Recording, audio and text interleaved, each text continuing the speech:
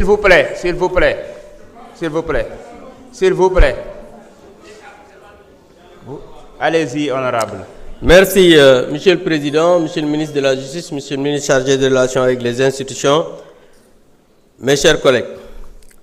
Monsieur le Président, je suis contre cette forfaiture qu'on veut faire aujourd'hui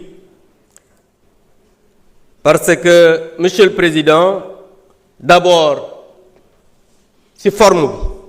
c'est la première fois dans l'histoire politique du Sénégal ñuy lever immunité parlementaire et député bureau bi yépp nekk benn groupe parlementaire. C'est la première fois.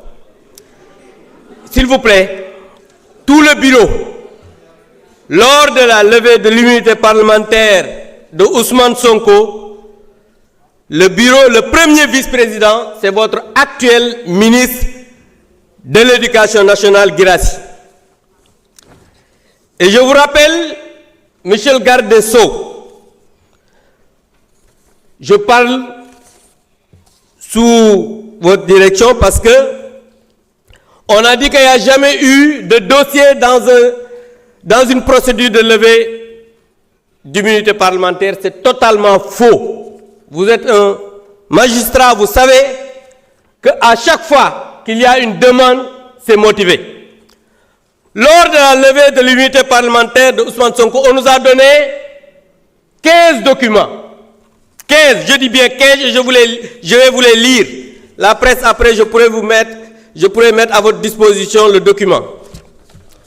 On nous a donné le procès verbal de synthèse, le procès verbal d'audition de Mme Adji Sarr, le procès verbal d'audition de Mme Aïssata Ba, le procès verbal d'audition de M. Ibrahima Koulibaly, le procès verbal d'audition de M. Sidi Mohamed Maï, le procès verbal d'audition de Mme Ndeye Khady Ndiaye bu Sweet Beauté, le procès verbal de mise en présence de Adji Sarr et Aïssata Ba mooy deuxième masseuse bi, le procès verbal de mise en présence de Adji Sarr et Ndeye Khady Ndiaye, copie de la plainte de Mme Adji Sarr, copie de réquisition de la personne qualifiée, maanaam examen Adji Sarr bi ñu defoon hôpital, copie de l'agrément de Mme Ndeye Khady Ndiaye bu Sweet Beauté, copie du rapport médical suite à la consultation de Adji Sarr mooy bi ñu ko consulté hôpital, copie de l'attestation médicale concernant la fille de Ndeye Khady Ndiaye ndax prématuré la woon, copie baa ngi ci biir, copie de l'accusé de réception de la convocation de Ousmane Sonko,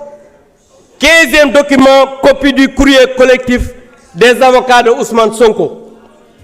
Donc lii mooy li nga xam ne moo nekkoon ci dossier ba. Beneen bi mooy ñii ñu ñëw ñuy def levée d'immunité parlementaire sans document. Aujourd'hui ñi war a poursuivre mooy le groupe PASTEF pour association d'escroquerie politique portant sur une manipulation à exécuter une commande politique du Premier ministre Ousmane Sonko en utilisant frauduleusement le règlement intérieur de l'Assemblée nationale qui est une loi organique. Monsieur le ministre, Ousmane Sonko moo wax ne Farba Ngom dootul bokk ci élection fii ci Sénégal. Tey ñu ñëw ne dañ koy jël def une manipulation pour le livrer à la justice, mais tout à l'heure madame la présidente l'a dit. Dama bëgg ngeen xam ne fii ragal yeewoowu fi. Monsieur le ministre, moi je vous ai connu magistrat digne, libre. Ousmane Sonko moo wax ne vous n'êtes pas un homme libre parce que yow autorité politique nga, su la waxee jàppal diw da nga koy jàpp. Loolu moom moo ko wax. Moom moo wax ne su la waxee ne jàppal diw, vous êtes obligé d'appeler le procureur mu poursuivre cette personne. C'est lui qui l'a dit, alors que bi ngay liggéey nekk magistrat di prêter serment mi ngi jàng. Loolu nag je pense que Sénégalais yi en jugeront. En tout cas, ce qui est en train d'être fait, c'est une escroquerie politique, et pour l'affaissement de l'Assemblée nationale, nous ne pouvons pas participer à ça, et je demande à mes collègues de se retirer pour ne pas participer à cette mascarade. Je vous remercie. jërëjëf non vous n'avez pas la parole vous n'avez pas la parole vous n'avez pas la parole vous n'avez pas la parole honorable Mbène Faye asseyez-vous vous n'avez pas la parole